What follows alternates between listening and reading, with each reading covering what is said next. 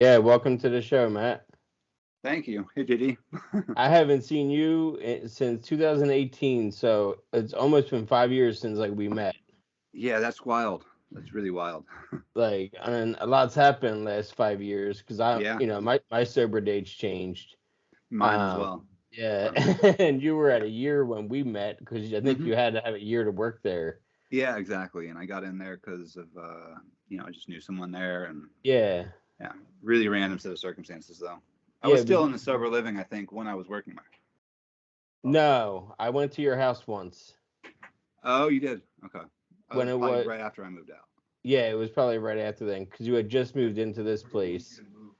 Um, that's fine. That's the keys right there on the door. Yeah. Okay. Yeah. No, I added this anyway. So Okay. like, if I, you, I tried to get in a quiet space here, yeah, but I no, left my keys outside the door, so they have them. no, and if you like say something, you're like, I want to tell you this story, but edit it out. Like that's Okay. cool too. Like, you know what I mean? So that's Yeah. happened a lot of times because when you're talking about this kind of subject matter, sometimes people get talking and then they're like, oh wait, I can't talk about that for legal know.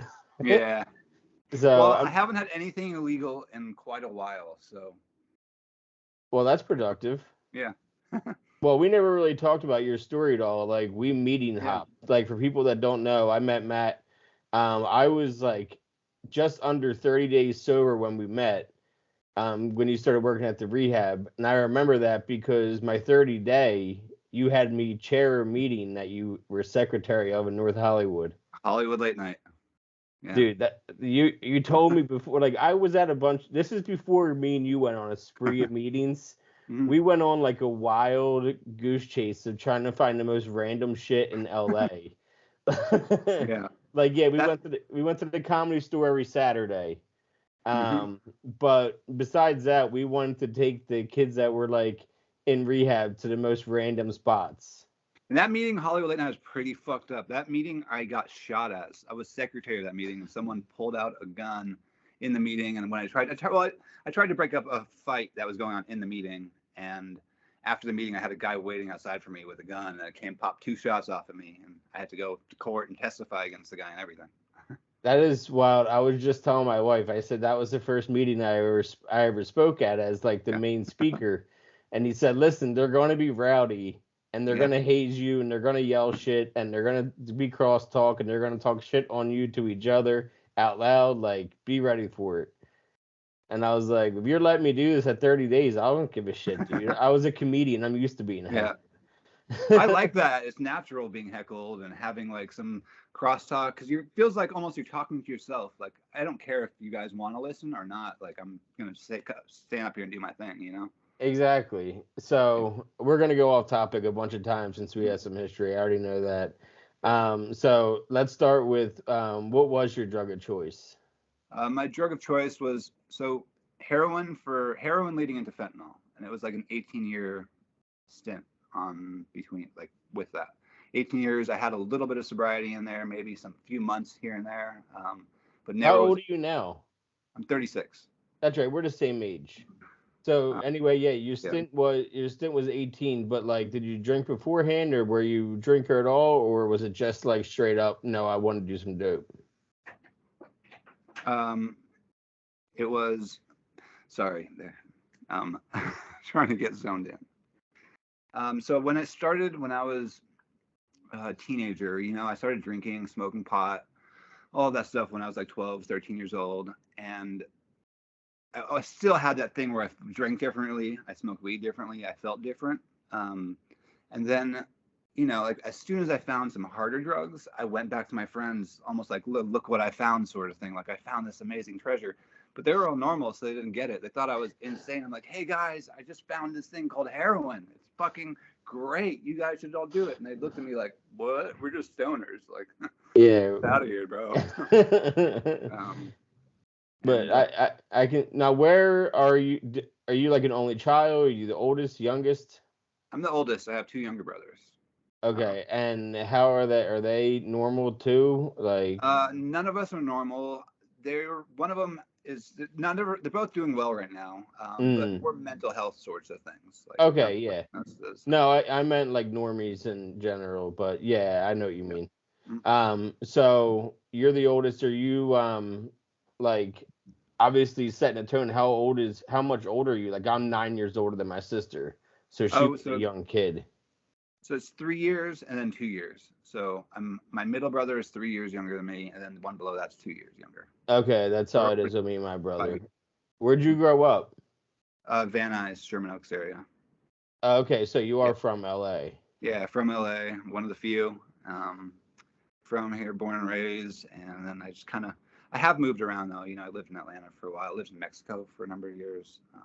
Yeah, I want to hear about that again Yeah, because we can get to I that. I vaguely remember. Yeah, because I remember we went every Saturday to the Comedy Store, which right behind me is Mitzi Shore, the person that started the Comedy Store. And do you remember who busted our balls for being at an AA I meeting? do. Yeah, Polly Shore came up. I remember that. Yeah. He goes, "AA, what'd you guys do wrong?" What did he like? What did he do to end up here? Like, Yeah, what'd you do to end up here? yeah, A, yeah, he went like AA, huh? And like such a Pauly Shore type of way yeah. too. Mm. And he goes, "What?" Probably stoned as hell. Mm. Yeah, and Yeah, like it was noon on a Saturday, and he was wearing like a painter's hat and like knee long jeans, like definitely jorts. yeah, And yeah, it was the most because I turned to you and said that was Pauly Shore, right? Like we saw that. yeah. I remember you telling me a story on one of our many rides about living in Mexico. When did you live in Mexico?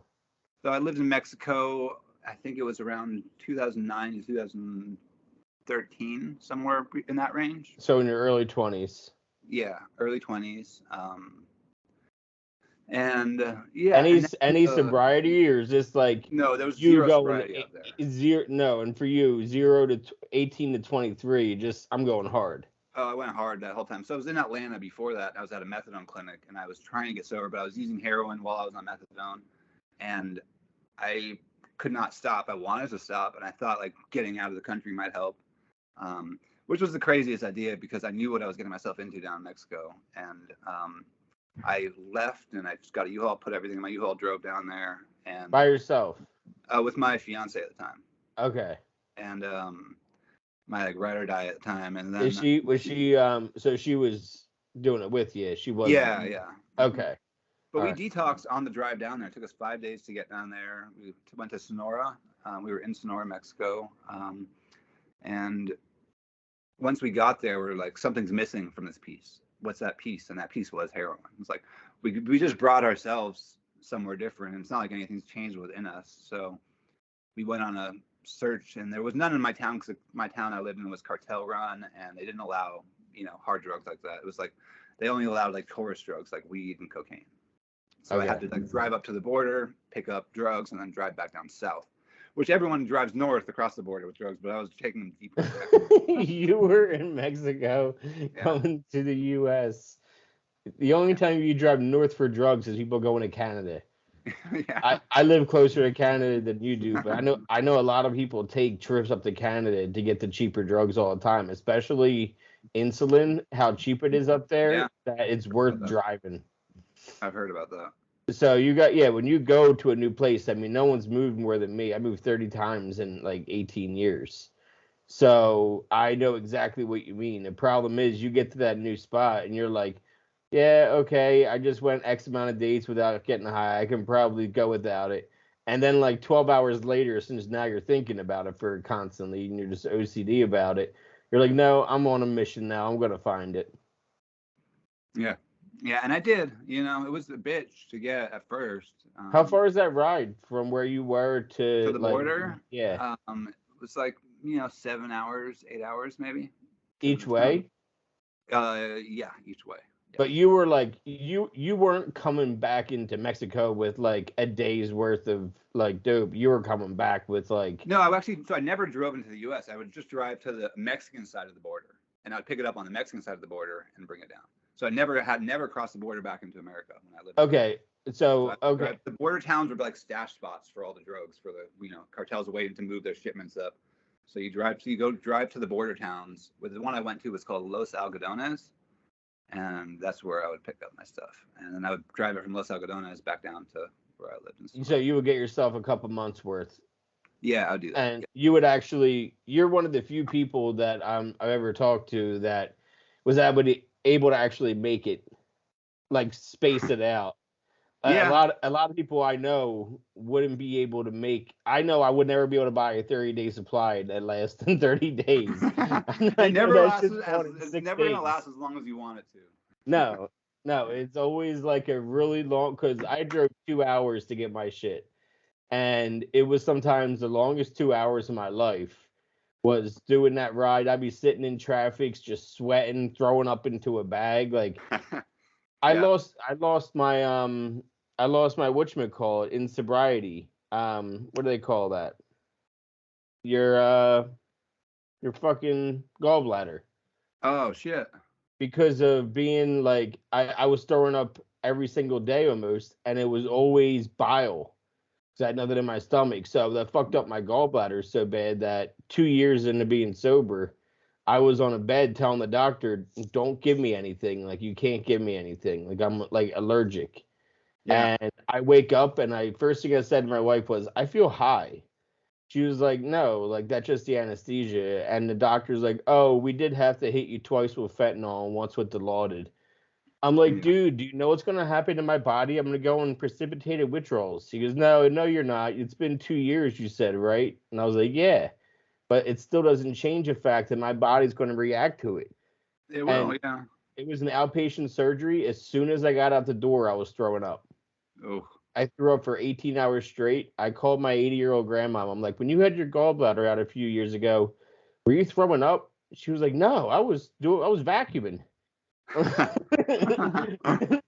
These doctors put me into withdrawal, and I hadn't touched anything in almost 3 years at the time. Like it's all it takes is that one time again, man. And luckily, it was horrible, and it wasn't a good experience for me because I didn't want to, and I don't count it against my clean time because I can't help whatever someone does to me when I'm under. So yeah, every time you go, basically, we'll get back on track. Mhm. Um, you would run out a little bit faster. Oh yeah. Oh yeah. How is And it living in a cartel run town? Because like that's something I haven't it, had on the show. honestly, it was peaceful until it wasn't. I went 3 years. It was nothing. And like I would go to like cartel people's birthdays for their kids. There'd be like uh, ants like circus animals and everyone shooting guns in there and all of that stuff. But relatively peaceful until it wasn't. But like everything's safe. They keep things safe because it's their it's where they live. It's not even a cartel run town. It's more of like this is where the guys from the cartel actually live and where they kind of the leaders. It's like yeah, the players don't live in LA. They live Yeah, around LA. yeah. So they don't want any of the drama in their town. They don't want any attention there. They don't want anything like that. So it stayed really quiet. And then What do you my do for work when you're down there? so before I moved down there, I was living in Atlanta working in finance. And one of my partners from that company, we decided that the owner of that company was really shady, and we got out of there. So we basically uh, took our business from this guy, well, everything that we built over there, and kind of made it our own thing and did it ourselves. Oh, okay, that's pretty Yeah. cool. And is that what you were doing in Atlanta too? Yeah, yeah, it was. And then in Atlanta, though, I was working for a company out there. And then kind of when we moved to Mexico is when we kind of started doing it ourselves because it was like a gray area of the market, kind of touching on penny stocks and some of those. I've seen Wolf of Wall Street. I know Yeah. about yourself for it. So it was basically like along the lines of what he was doing. It's pretty shady stuff, but it was like a gray area. Exactly what we dabbled in, and Yeah. we felt So it was a job you could do from home. it was, yeah. hmm Okay. So I'd wake Because up I in the mean morning. that's an expensive habit to have.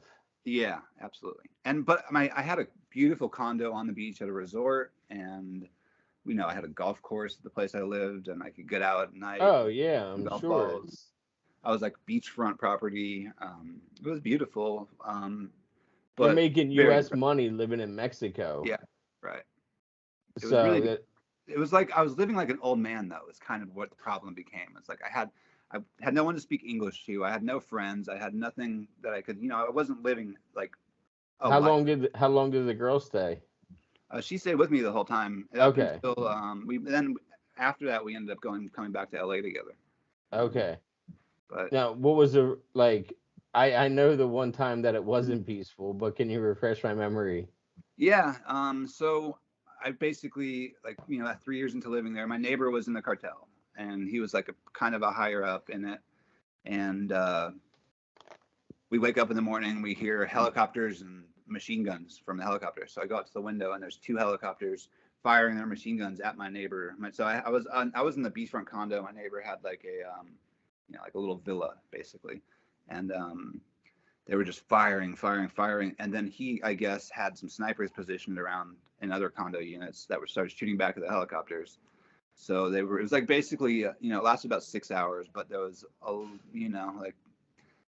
So the way it all started basically was I woke up, I tell my girlfriend or my fiance, hey, something's wrong. Like there's like fucking helicopters shooting machine guns and people shooting back right outside our window, and she's like, just do a shot and go back to bed. So I did a shot, and then I went to the balcony, and I kind of just watched all of this unfold. So his people started shooting back at the helicopters. The helicopters dipped out and made sure that no support came in.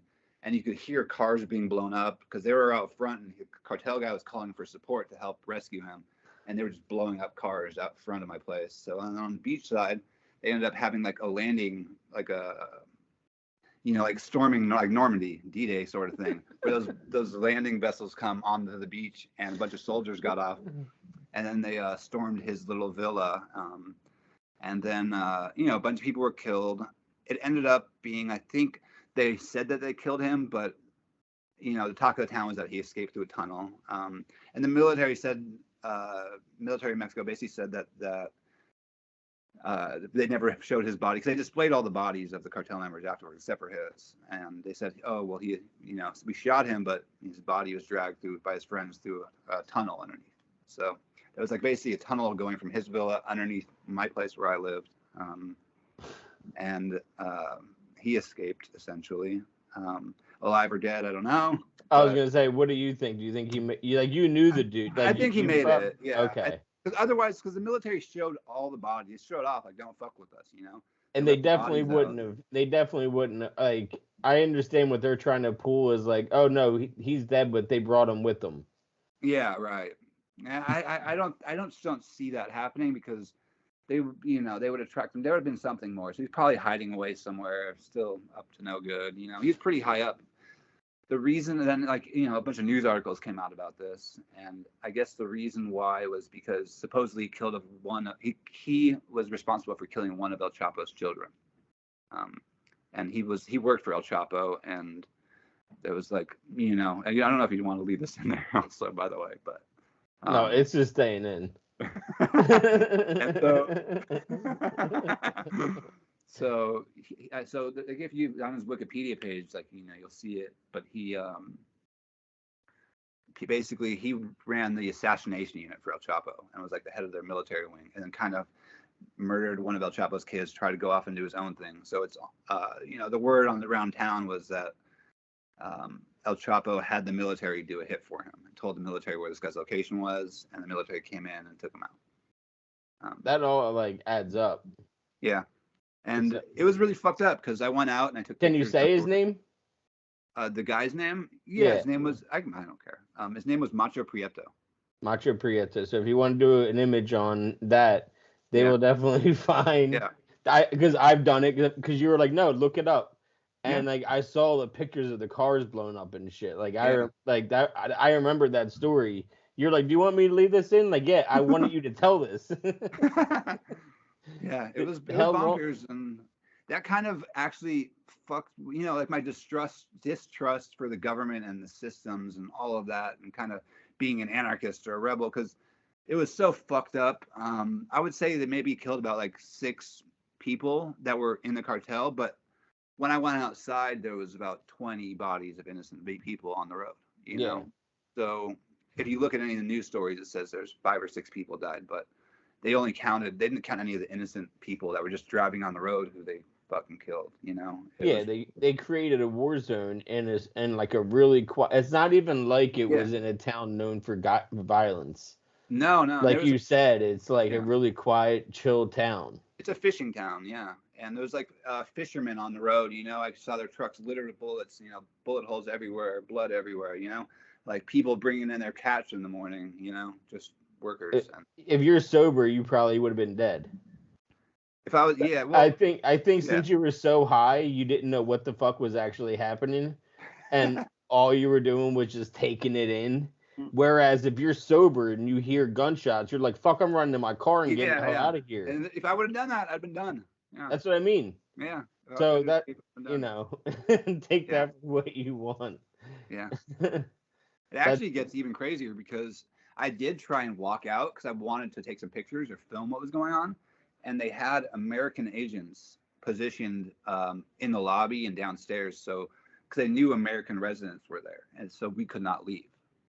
So the U.S. was somehow tied in with this whole thing. It was like it gets deep. I don't know, exactly what they were doing there, but they knew that this was going on, and it's not like they gave us a warning, but like when I did try and leave to, I wasn't trying to drive anywhere, just trying to go out and take pictures, from around the corner, like sneak some shots. Yeah, or something. you're always, no, you're addicted. You're still an addict. You're addicted to chaos.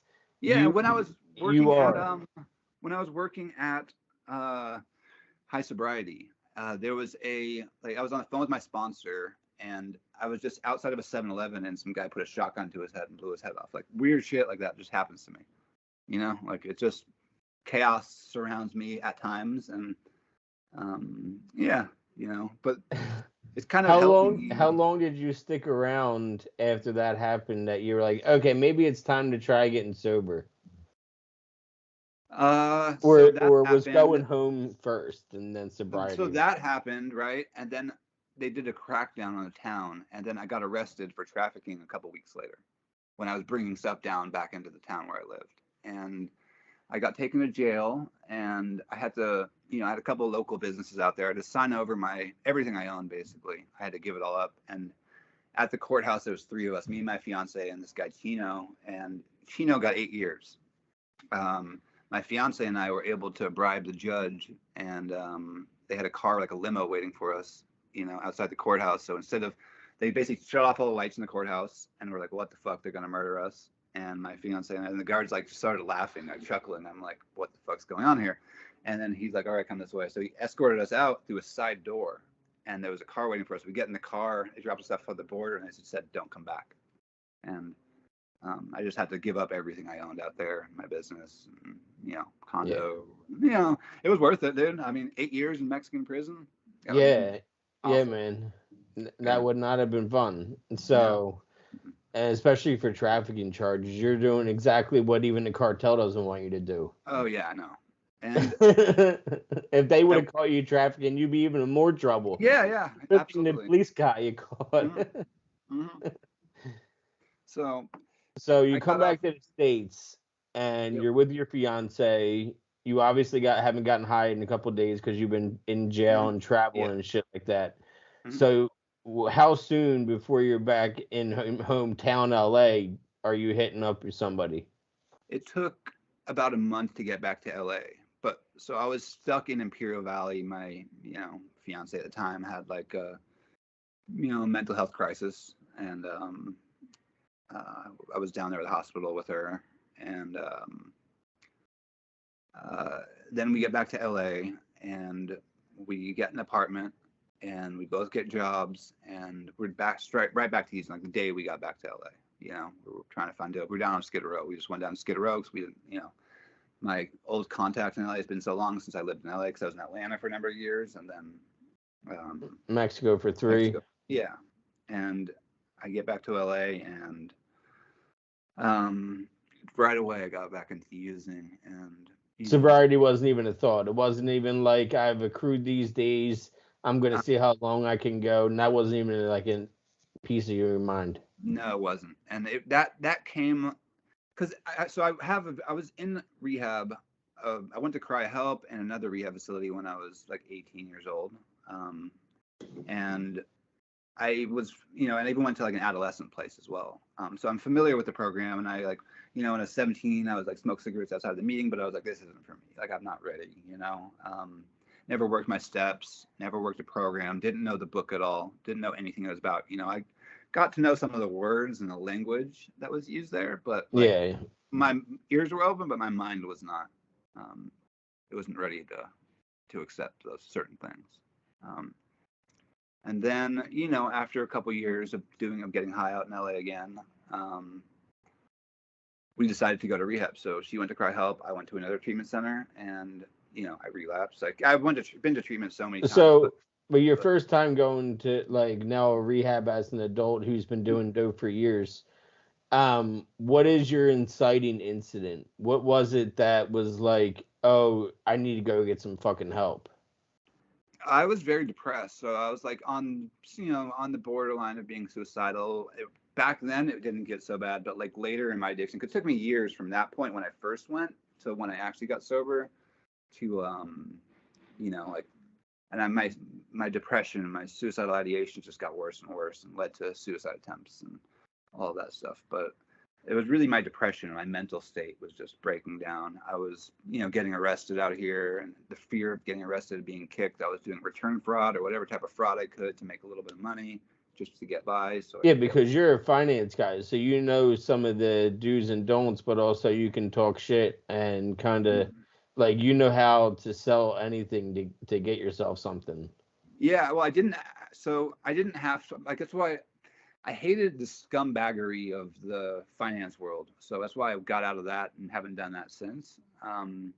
Because I feel like a lot of people. I'm talking about manipulating. You know how to talk. Oh, yes. People. Yeah. No, For sure. that's what I mean. I mean, you're a master manipulator. Someone selling penny stocks knows how to manipulate the fuck out of you. Yeah. Yes, definitely. So that's more along because I can relate. I was in sales. So I know I could bullshit my way through any situation. I could talk you into fronting me $300 worth of pills right now, and before you even hit, you realize you're handing it over to me. And I was a master manipulator. It didn't matter who we were manipulating, whether it was the cops, our parents, our significant others. We were fucking masters at manipulating people. So, and you're gonna hustle to get that too, especially when you want to keep getting high. Yeah. Oh yeah. And that's what it just became. It's like you get your hustle down, and then you stick with it. And for years, I was able to find these hustles that would get me by. But it was very much like living, like, day to day. What am I gonna do? I have no idea what I'm gonna do tomorrow. And it just was a shitty way to live. And a lot of all the other shit that comes along with using. Like people dying everywhere around you. How long did you stay with? Because you told me you said X. So how long did you guys stay together before? Like, was it you guys both went to rehab together? Not together, but separate. Yeah, that was it. So after that, we basically got sober for a little bit, each of us, and we decided to call it quits because of all the trauma that was there, and we thought it would be best like we both were on the same page with it. It wasn't a difficult decision. Yeah, I'm sure. I mean, you sometimes you're only meant to be with somebody for a certain amount of time. Yeah. And she, was your ride or die through Atlanta, through different locations. But I think it was a good time to maybe part ways and see what else is out there. And if you reconnect, you reconnect. Yeah, absolutely. That's how it went. Now, she's doing really well. She's been sober for quite a while. She has a kid, a house. She lives out in Alabama. See, you would have been on the move again. Yeah, I know. I like the chaos of LA. It's I am not surprised by that at all. Like I said, you enjoy. I remember seeing your stories. You were definitely at all the marches. You were not only were you at the marches, I swear you were looking for the most chaotic parts of each one of them. And for sure. It was I had a little bit of sober time around then. That's when I got some sober time, and I got out there, and I'm like, I need to find a rush. And it was like, that was it for a while. And eventually the police, so one of my relapses, this was like my last relapse actually happened during the Black Lives Matter. I was going to ask you, because we met in April 2018. And so that's when I first got sober. You would have had a year then. I left when I was 4 months sober. So you were a year and change. How long after that? August 2018 is when I moved back. How long did you make it? Made it 18 months to the day, and then I relapsed. But then to the day, bro. To the day, yeah. And then, like, were you at NA collecting an 18-month chip and then going home and getting high? I didn't even go get an 18-month chip. Okay. It was like on that day, I don't know, it was like stress from probably, I think, working there. There was something going on, there's other stuff going on at home, and I just kind of, I did all the things, like, oh, call your sponsor and, write about it, give it an extra day, because the day before I wanted to get high too, and I gave it another day. If I still felt the same way the next day, then, like, and I was doing everything I could think of and trying to be, get out there, go to meetings, live in meetings, and all of that. And I still went and got high because it was like, sometimes it's just how it is. And, with the program and being around it for such a long time, that was one of my struggles. Was I felt like it asked for my perfection, because every time I would slip up, I didn't want to be like a newcomer all the time, or like, I've been around it for so long, I've worked in recovery for so long, and I got to know the book really well, and the principles and the steps, and I feel like that's where most of my knowledge or the change came. It was just a little bit of a slow process for myself, but like finding a new way to live my life came through the book, really, and working with steps and practicing those principles and doing a 10th, making sure I didn't hold on to anything, had no resentments, giving like myself a checklist to see if I, what I did that day, if I did anything fucked up. And, yeah, but so I made it 6 months after, basically I made it 6 months after that relapse, and I got about 2 years. So like I had that relapse at 18 months, and then I got about 2 years, and then I just went fully off the rails. And then I got sober again, and then that would be around, I think, the times of the Black Lives Matter thing. Which was June 2020. Yeah. So I got sober in January of 2020, stayed sober until June. And I was at a protest. The police cornered us on a street somewhere where there was a tent, and they were arresting everyone. And I'm like, fuck this, I'm not getting arrested. So I hopped in the tent, and there was a guy shooting dope in there, and I had some money on me because I was sober, so I'm like, here, like, take $100 and then let me kick it in here. So I was kicking in a tent with this guy. Well, outside the tent, everyone's getting arrested. The cops come in and look, and the guy was like, oh no, we're buddies. And I was like, we were just getting high in there. So like I started doing some dope, yeah, so that was that relapse, and that set me on a sick one, until, and that set me on a sick one for until like 6 months. No, it was about November. In November, I got really depressed, and I was on unemployment, because of the COVID thing and all of that. So I got like unemployment finally backdated, and I got a fat check, and I was like, well, I could keep on getting high, or I can try and get sober again.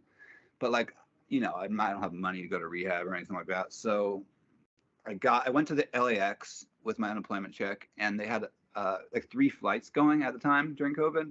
And one of them was to Istanbul. So I just went to the airport and I flew to Istanbul.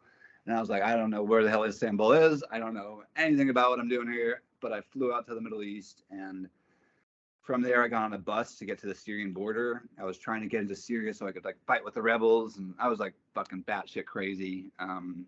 And I got into Syria, freaked out, went back, and volunteered at like a refugee camp on the Turkish side of the Syrian border. And I ended up getting like 6 weeks, cleared out my head. I became like normal again. And then I couldn't get back home. So to get back home, I had to go, through a whole maze of things because there weren't many flights coming back. So I ended up flying back from Rome. But when I finally got to Rome, I got off the train, and some guy's like, hey, you want crack? I'm like, no, but you got heroin? Kind of as a joke, And the guy's like, oh yeah, why I do. And so I fucking relapsed like right before I was coming home, and it started the obsession in my head. So I get off the airplane and fucking depressed as hell, straight to Skid Row, and then I had a suicide attempt down on Skid Row, and it was overdosed by fentanyl. It wasn't. Yeah, it was. If you're gonna go out, you're going out with a big shot. Yeah, I was smoking it actually because I had no tolerance with the fentanyl. I could just smoke it, and then I knew that the fentanyl would kill me. And I went out, and my window was open, and some fucking homeless guy in a tent. My window was cracked like this much, and a homeless man reached in for my tent and narcan me through my window. because they saw me, and then threw chocolate milk at me right when I woke up. It was like rotten, spoiled chocolate milk. So I just remember the smell of rotten milk, and then the taste of the Narcan. And then I was getting so sick from the Narcan, but like that homeless man basically saved my life. And it was that day when I actually, it was the next day after that when I checked into treatment, and I got my sober day basically. So that I knew there was an inciting incident. Yeah, I knew that was there. yeah. I knew there had to have been one, but I didn't, suspect of being that like it's chaos. It's like It was really a God shot though. Like like it was a homeless man shot. A homeless man shot, dude. Like a homeless man reaching his hand in through my window of my car. He happened to have Narcan too, and he saw me in the fucking car, like just absolutely crazy. During the day or night? It was during the day. Okay. Yeah, and you were just like, fuck it, I'm buying a dose that I know I won't be able to wake up from. Yeah, and I had no tolerance then because I was just getting back from Europe, or from the Middle East and then Europe, and I was only using like the weak ass heroin that I had out there, and I knew doing fentanyl. If I just threw a gram on some foil and hit it, I would go out, and I did, I was like fucking straight. It was the weirdest sensation to bring back from that too, and yeah, so that got me into treatment basically. So I got back and I called the guy that was my old sponsor, and he was like, he sent me an address. He's like, here, just I'm not in town right now, but show up to this address. Sends me an address, and there's a treatment center up in Bel Air, and they scholarship me here. It's called Red Door, and they scholarship me up at the house, and I stayed there for 9 months, and kind of because of my previous, I just kind of melded into the system because it's like an alternative, kind of where you went through as well. It's like an alternative sort of treatment center. They're open to other ideas. Like I did ketamine therapy, and like I'd go out and I do ayahuasca sometimes. Didn't you like go to Peru or some shit to do that? Yeah, I went to Costa Rica to do it. Costa Rica again in a few weeks. I started I work as a sober companion and like a harm companion. So I know you told me that before, but I know there's people that are watching that because you're the first one I've had on out of 100 and some guests that actually is a sober companion. Yeah. So do you want to explain what that is for people that are like? Yeah, absolutely. So like most of the world knows it as a sober companion.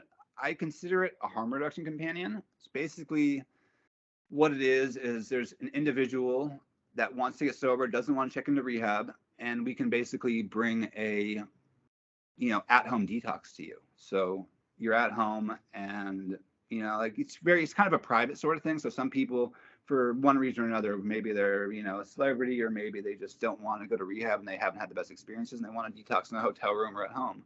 And I basically come to them and I can keep them safe. I can do an at-home detox, and sometimes it's just a loved one is using fentanyl or another hard drug, or a loved one disappeared into the tents of Skid Row. Go find this person. And, it's basically keeping them alive. So I get brought onto a job, and I'm, right there sitting next to someone smoking fentanyl all day for months, it could be, and I have to be there with Narcan, be there to kind of guide them in the right direction towards sobriety, even though sometimes it's not our goal. Sometimes the client doesn't want to get sober.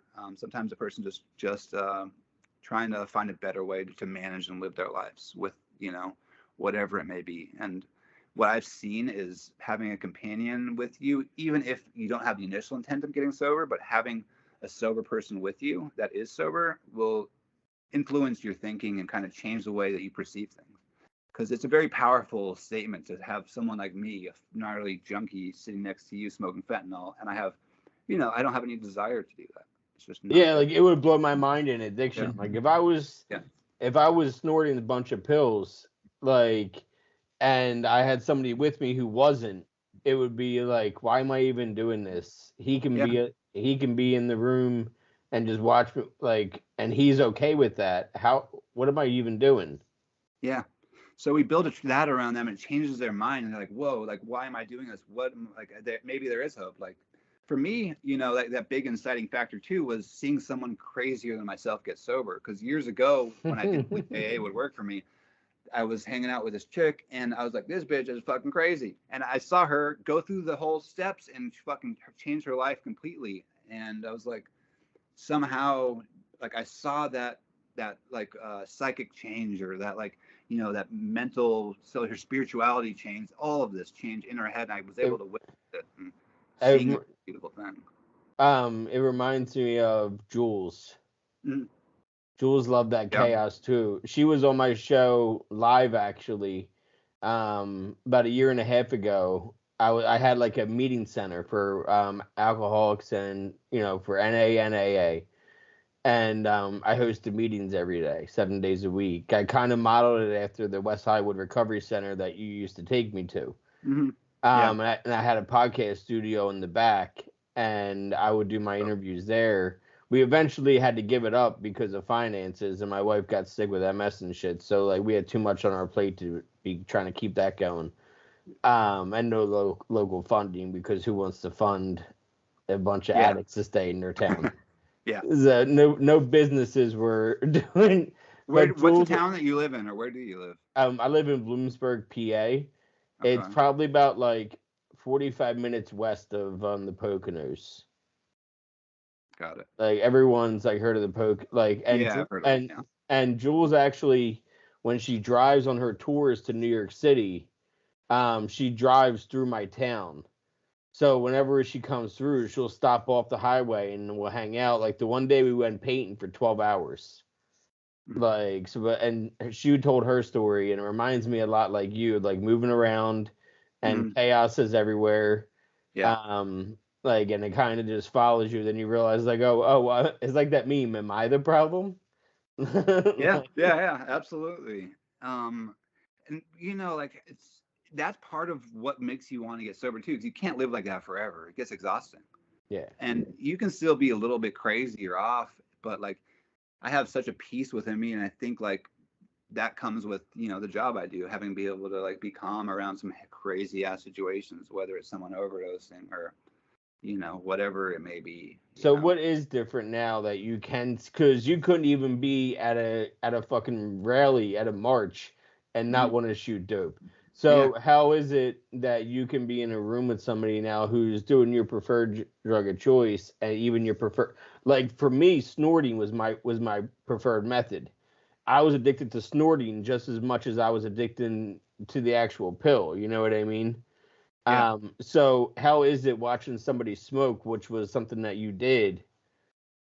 I would say there's like three things that are different this time. The community. I have a really solid community around the people who care about me, that I can kind of relate to, that I can dive into, work with, come up with projects. Also, entrepreneurship and kind of having a purpose, because I started a nonprofit as well. What's it called?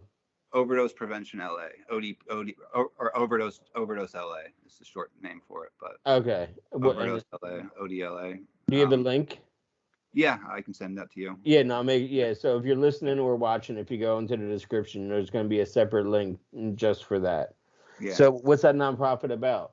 So we do distribution of Narcan, fentanyl test strips. We also do events. So like in a couple weeks or about a month from now, I'll be going down to Costa Rica to work harm reduction at a festival down there. Their recovery centers, their recovery is huge in Costa Rica. I just found that out. Yeah, they have a lot of rehab centers out there. And part of what I love about Costa Rica, so the third part about that for me actually is Costa Rica itself, because in Costa Rica is where I did ayahuasca. And that's the third different thing for me, because I was an atheist my entire life. Like, you know, like, no, like, you know, maybe, I don't know, you know, but I had an experience with that where I got to sit in front of a goddess, literally presented herself in front of my face. Like, I was like, no denying this is there. Like, completely changed and transformed the way my spirituality, which is something that I lacked, you know, my entire life. Didn't exist. And I think that has a huge difference. So you've done ayahuasca twice since you've been sober 2 years. Yeah, well, three times. 3 times in 2 years. Yeah. Yeah, and that's got to be an experience. I mean, I like shrooms or acid like the next guy, but like ayahuasca sounds like a whole different kind of experience. So where you go to a different place. Yeah, it was like nothing I've ever. It's one of the most challenging. Besides getting sober, it was one of the most challenging things I've ever put myself through. It, Very, is, very difficult mentally, physically. you think it's not meant for everybody? No, I don't think it's meant for everybody. Definitely not. If you have a calling, you'll know. You know, if it's been calling you, it's been calling you. Yeah. I have had that calling. I just haven't had the means or the sobriety, because you have to be off of all medication. You have to go on a very strict dieta. And there's a lot of, it's not something that, to take lightly or to, like, I'm glad I did it when I did it, because I wouldn't have Yeah. done it before. Yeah, I think that's definitely a huge difference and something that can give you like great perspective on things too. Yeah. Yeah. So you're now you're doing the ODL, and that's basically that your full time. Well, you have your job, you're a sober companion, and you're doing like just as much as you can. Well, it ties in with each other, right? So the sober Yeah. companion working with clients, but a lot, recently one of my clients had an event, like an art show, and I brought harm reduction supplies at that event, and so it goes hand in hand. I work in recovery, and having the nonprofit is like, that would be like, that's what I love doing. I love getting on the streets and just Being part of the chaos. yeah, working with people, helping out the people who need it the most too. Yeah. And the chaos down there. There's nothing like going down to Skid Row sober and helping, being of service. Well, I remember, dude. Do you remember that one Driving everyone through. Driving everyone through. I was when I was driving the druggy buggy. Was that Yeah, the druggy? So this was this is one of my favorite stories that I've told so many times. That like, because at this time I was in sober living. I was in high sobriety at this time, and you were working at both, but you were with us on the weekends, and you and I always went. We tried to find a meeting that no one's been to. We went to that one. Remember that one meditation meeting we found? Yeah, I do. Oh, that was Skid Row. Was that? That was Skid That was the Row. one That down was there? we went Yeah. to go to Skid Row for a meeting on a Sunday, and and I remember all this. And the meeting that we were going to go to at that park was shut down. It was Glass under Park. Yeah. and then we ended up finding another meeting close by that started at like enough time for us to I get there. remember this. Yes. And it was some random church where like we walked in the side, and then it had to sit down. It was like a silent meditation for like Yeah, I remember that. every time somebody walked outside to smoke, either me or you would have to go outside to make sure no one's going on. Remember, I think we have a group photo actually from that. We Someone do. yeah. Yeah, There's a we group do. photo. Yeah, that was Taylor, I think. Yeah. Because I'm still friends with her too. It's so funny because her boyfriend lives about 15 minutes from where I live. Oh wow. So I saw her. I've seen her a bunch of times. I even took her to my meeting center. So like that's how close she lives to me now, which is crazy because we were close to shit when we were living in LA. She did not have the same sober date for long in LA, but she'll laugh now and then because she's sober now. She's doing. Oh, that's awesome. Good. So it's always nice to see. Yeah, I have a lot of fun stories. She was a wild one, dude. She was wild. Yeah, she was. Her and I'm not even gonna say the other name, but yeah, she had some funny. We tell funny stories about it now. Yeah. It's a lot easier, as you know, like your war story that you were in basically a war zone. It's funnier now because you made it through to actually be able to tell the story. Yeah. Like there's one of my favorite bands is AJR. I don't know if you ever listen to them. They're really pop punkish, but like electro. Like they're three brothers, and they have a song called "100 Bad Days," and it's all about having 100 bad days gives you 100 good stories. So, and that's how I feel. That's the embodiment of your sobriety right now. Is you've had your bad days. I have, and now it's like like things have completely changed in my life. Did you work on a show on HBO, or did I make that up in my head? No, I did. Yeah, I worked on Deadwood. I was in a freak show as well when I was younger.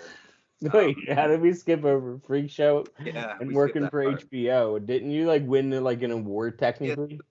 So I left high school a year early. I graduated like a year early. Okay. Got a job working on Deadwood on HBO in the art department. My department won the Emmy that year. They gave me like a certificate of acknowledgement, like like a plaque, Yeah. basically with my name on it.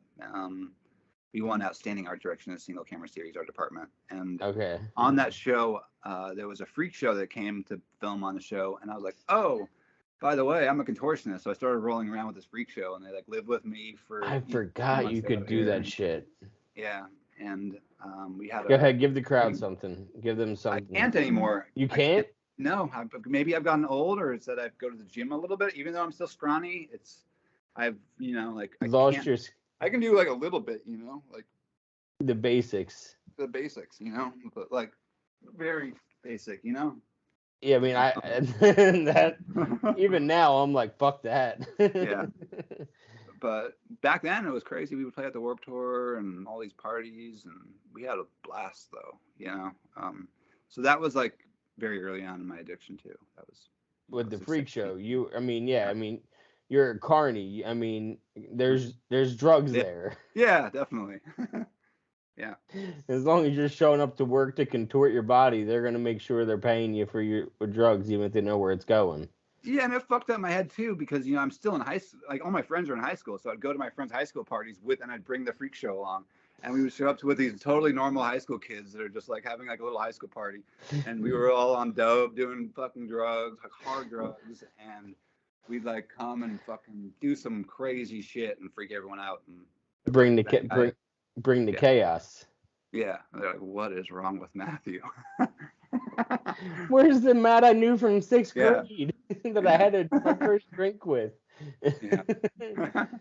Oh man, that's so funny that you have some of the wildest shit, and yet you can sit there and be, you know what I Yeah. mean, and like know how to laugh at it now because what's happened. Yeah. So Yeah, it has, and like you can't. I've never regret. It was all an adventure, and I'm glad I'm alive, so that's all I can do. And now it's just working on each day, trying to I always say how like I needed to learn all those things on my own because I'm the oldest of three too. Okay. And my brother's Maybe 3 years it. young. My brother's 3 years younger. My sister's 9 years younger. Mhm. But my sister and I are close as hell too. 9 years less than, you know what I mean, when you're brother's sister. Yeah. And I'm the only addict. So I was definitely, I know what you mean by being at a young age and getting yourself into shit early, because by the time you get to be in adolescence, like in that time frame, your parents are paying attention to the other kids more. And you're not rebelling necessarily. You're not saying, "Oh, you don't care about me." It's just it just happens. Especially at our age in the 80s and 90s, parents were like distracted easily. Oh, now I have a second baby to watch. Okay, he's self-sufficient 3. He's fine. Yeah. You know what I mean? Yeah. And then Yeah. people stop paying attention. They're like, look what I can get away with. Yeah, and the younger kids always kind of like, they get more attention. Everything's focused on them. The parents kind of give you a little bit of freedom, but when you get in trouble, it's like you get in more trouble than when your younger brothers or sisters. Oh my dude, you're supposed to be the role model. The progression is so real because I wasn't allowed to drink. So what did I do? Become an alcoholic at 12. Yeah. And then by the time I get to my brother, who is 13, my brother was 13, I was 16. I got alcohol poisoning when I was 16, night before Easter. I was rushed to the hospital. My dad took my brother along with him at 13 years old so that he could see what alcohol does. And my brother didn't drink till he was 16. And I started at 11. So 11 was when I first had my first drink, and 12 is when I started drinking alcoholically. I don't mean every day. I mean, I was drinking to forget. Yeah. You know what I mean? There's a big difference in my opinion. It was your medicine, drinking as your medicine. Yeah, it was like bad day, fuck it, I'll have a drink. And I was just sneaking from my parents' basement. So my dad took my brother, and he didn't have a drink till he was 16. And then when he was 16, he was allowed to have friends sleep over and drink in the basement. They were allowed to have slumber parties. My mom would buy the beer. It would be beer only. And it was like just a big, like 10 guys hanging out, watching movies, eating pizza, drinking beer. And my brother was allowed to do that. And then they get to my sister, the only girl of 3. She was throwing house parties. My mom was collecting keys at the door. and letting her throw just massive parties and making everybody walk home that drove there. And that entire her 2 years that she was doing them for junior and senior year, cops were never called. Everybody respected the house. There was no DUIs ever left my parents' house once because my mom collected all their keys. And plus, like, I was a high chaperone. I was getting high in my parents' basement at the time. So I had nothing else to do but snitch on kids. So my friends and I would just get all fucking high because I was doing 30s at the time and Xanax. And we would just get all high and just, like, sit across all around the backyard, just kind of man the perimeter and make sure that nobody's fucking around, which means all of her friends got me high as shit. Like, with weed, I mean, they weren't bringing hard drugs. I mean, they were like, hey, where's the spot to smoke? I said, with me, come on, let's go. You're paying the toll. So, but, you know, our parents, I don't blame them whatsoever. Like, they did the best that they could with the information they have. I mean, they didn't have the internet. They couldn't Google shit at 1 o'clock in the morning if something was going down. Yeah, and then, like, a lot of the treatment systems back then, like growing up out here in LA, they, you know, there's something wrong. Like, there's the ideology behind sending people to treatment or forcing someone into treatment has never really worked. Like, you can't force someone into sobriety. So, you know, like, a lot of times the parents will freak out and they'll look for someone to kind of, like, you know, like look for someone for answers, and those answers are like, oh, send them here, or there's this you know, wilderness program or this or that. Forcing someone into sobriety is usually, dude, the wilderness program is gnarly. Like, what is that to people that don't know? So it's a program out in nature, basically, where you're sent to learn survival skills and kind of be an adult, but usually they're in places where they have total control over you. They can monitor your letters going in and out. So if you're being abused or something, your parents can't see that. Yeah, and don't they, like, take you from your bed in the middle of the night?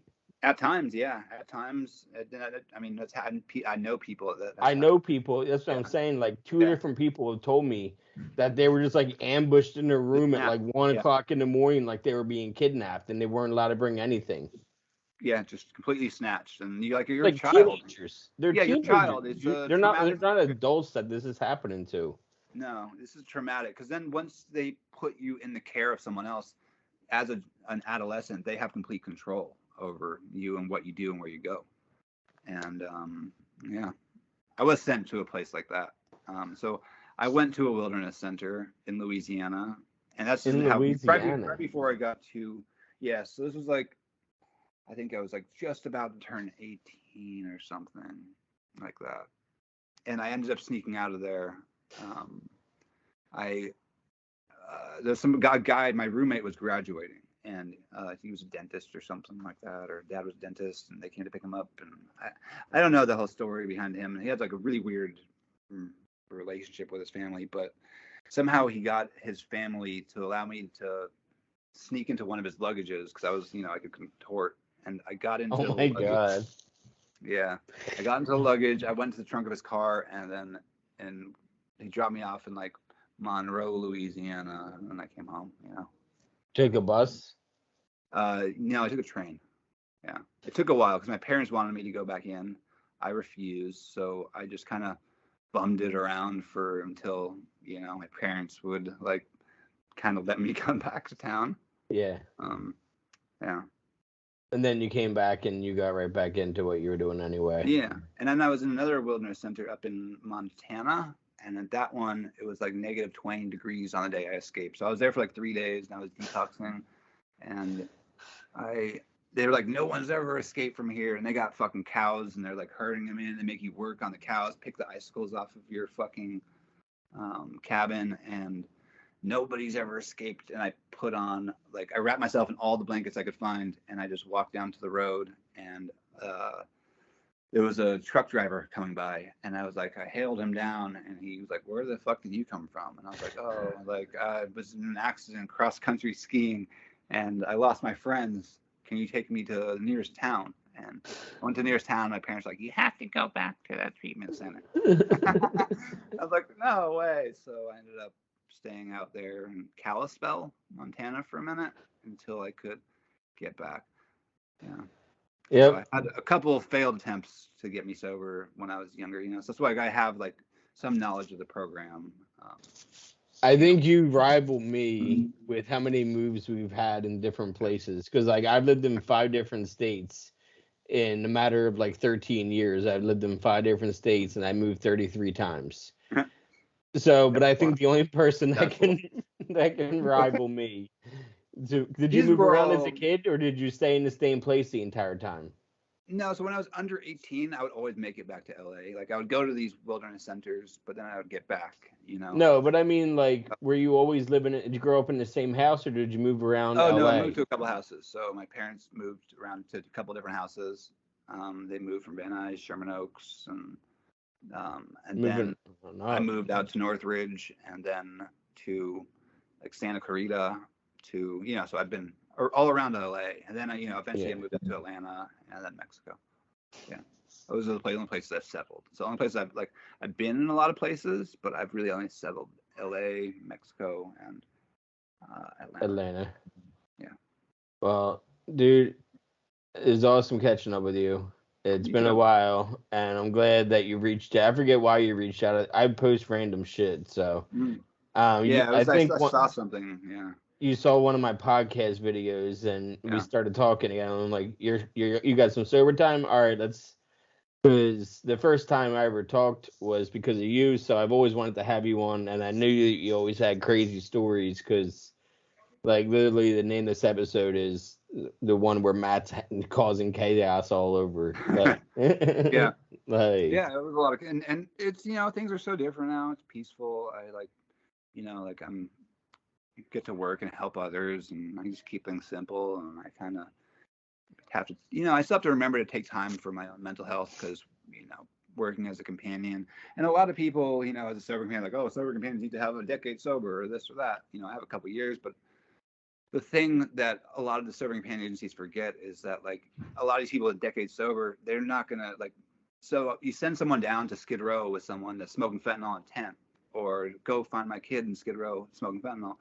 You send someone like me and I can do that job, right? And I'm comfortable with it. But most of the traditional sober companions are these old men and women that are like, have this strict one-way view of this is the only way it works. But stick them with a fentanyl addict on Skid Row and it's just not going to work. They're going to be like, get the fuck out of here. Like, they're not going to want someone hanging around them down there, Like, you look the part more of like. I can blend in. You're definitely a chameleon. I mean, if you can live in Mexico and Atlanta and LA, not even in LA, but you lived all over LA.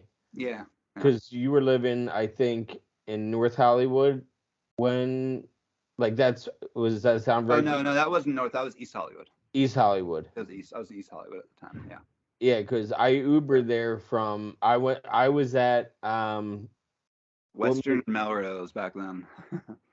Yeah, that's what it was. I went there. I came from another meeting though. Which meeting did I come from? It was Thursday night in Santa Monica, at whatchamacallit Park.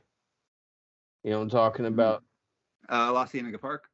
No, the one over on Kensington in Thursday nights, yeah. Son of a bitch. I can't think of the name of the park, and it's gonna about, but it's okay. But that Jocelyn Park. Jocelyn Park meeting. Yes, I forgot about that one. Yep, I was there, and then you texted me when I was sitting in a meeting, and you said, "I got permission to let you break curfew. Do you want to come out and read and talk at my meeting tonight?" And I'm like, "All right, send me your address. I'll Uber up to you." So I appreciate what you did for me early in sobriety, because you're 18 months. I went out at 13 months on the day. And I was in an AA group at the time that wasn't really accepting of cannabis.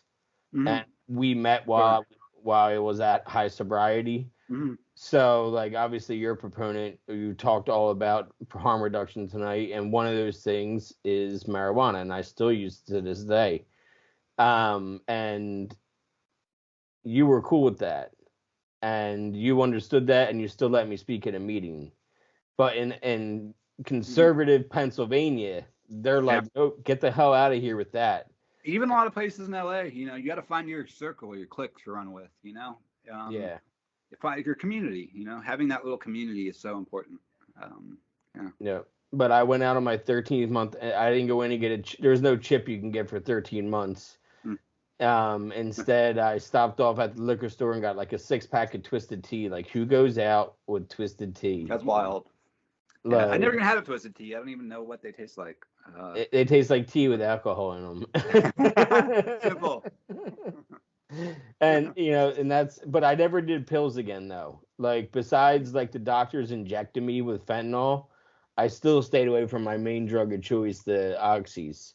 So I got lucky that I was so fucked up in the head that I was thinking, as long as I'm still working the steps every day, I can still drink. As long as I'm not waking up hungover, I can still drink. And I had all these rules around it. And I woke up, and I think you'll appreciate this. I woke up on Leap Day, February 29th, and I was hungover for the first time in 9 months. And I said to my now wife, like, if we're going to quit, this is the best sober date to have. So we both. Leap Day is a rad sober day. That is. It's a lot more rare than everybody else's. So I said, if we're going to quit, today's the day to do it, because we'll have a really cool sober date. And still to this day, I'm coming up on 3 years, kind of. I don't know when I should celebrate it, on the 28th or the 1st. You can only take a 4-year cake on that leap year. Yeah, I get a 1 year. 4 years is 1 year. Yeah, it's a long 1 year on year 4. and of course, then everything shut down 2 weeks later. And I can't tell you that I would be sitting here, like, even doing this kind of show sober, if I would have not had a couple weeks without a drink. Yeah. So I'm glad, like that was my God shot, was, oh, this would be a really unique day to say that it's your sober date. That was my like hook. And plus I was hungover. It was either drink more in the morning or, you know what I mean? And I knew what the other path was taking me to. And luckily I was still doing my steps. Like I was still, meditation, prayer, listen, I was still not all of them, obviously, because I wasn't letting God in shit. But now we have a program, and you have a program, and it's awesome, dude. And if anyone wants to check out his nonprofit, the link is definitely in the bio. So thanks again, Matt. I appreciate you coming on and talking. Yeah, absolutely. Your stories, man, are wild. Thank you, JD. Yeah, it was good seeing you and getting to talk about this.